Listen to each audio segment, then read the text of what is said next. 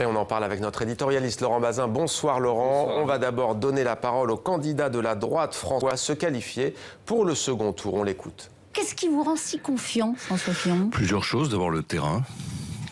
Ensuite, une certaine connaissance de la sociologie politique de mon pays. Il n'y a pas aujourd'hui 55% de Français qui vont voter pour un marxiste révolutionnaire, une femme d'extrême droite qui veut sortir de l'euro et du franc. Et donc je pense qu'il y a beaucoup d'émotions, il y a beaucoup de désordre dans cette campagne, mais au moment de mettre le bulletin dans l'urne, les Français reviendront à des choix plus raisonnables.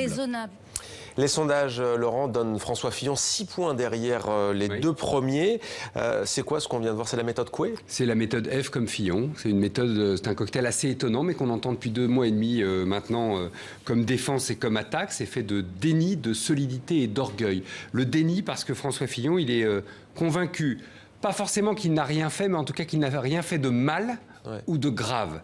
La solidité parce qu'il en faut de la solidité pour faire face à ce qu'il a vécu depuis 2 mois et demi, et ça pour le coup ça vient à son avantage face à l'électorat. Et puis l'orgueil parce qu'il est certain qu'il est le seul capable de réformer le pays, qu'il est d'une certaine manière celui dont le pays a besoin. Alors une fois qu'on a dit ça, on va dire les choses très tranquillement. François Fillon, c'est à l'heure où nous parlons un candidat empêché, c'est-à-dire que c'est un candidat plombé par les affaires, voilà, lesté par les affaires. C'est ce que disent ses propres amis, son propre camp. Regardez, la difficulté qu'il a eue, par exemple, à faire venir Alain Juppé hier pour visiter le siège de Deezer, le siège de la plateforme Deezer, exactement, de musique en ligne. Ou bien la difficulté qu'il a eue pour obtenir un geste de Nicolas Sarkozy. On voulait que Nicolas Sarkozy vienne en meeting avec François Fillon. On a eu, regardez, vous allez le voir, la photo prise ce matin des 2 hommes côte à côte après avoir pris un café. Pardonnez-moi, mais cette image qu'on peut peut-être voir de soutien, même s'il y a le sourire de Nicolas Sarkozy sur cette image, c'est quand même pas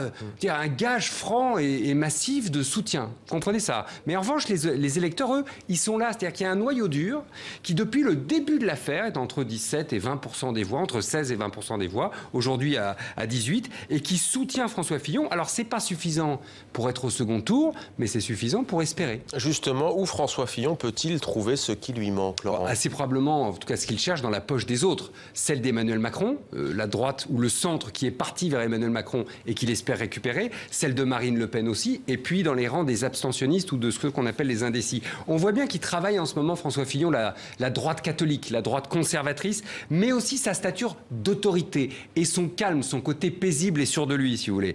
Tout ce qui peut ramener au bercail, d'après les fillonistes, les brebis égarées, c'est-à-dire cette droite qui est à la fois effarouchée par les affaires, par le refus de se démettre malgré une mise en examen alors qu'il l'avait promis par exemple, mais qui reste fondamentalement orpheline de candidats s'ils ne votent pas François Fillon et qu'ils ne se reconnaissent pas dans les autres. C'est ce que les fillonistes appellent le vote caché. D'autres disent qu'il y a aujourd'hui un vote honteux pour François Fillon qui n'est pas enregistré par les sondages. C'est une vieille idée. En 2012, Nicolas Sarkozy avait poussé cette idée qu'il y avait des réserves de voix cachées et que c'est ça qui le ferait réélire. C'était manqué. On verra dimanche si François Fillon fait mieux. On verra dimanche, Laurent. Et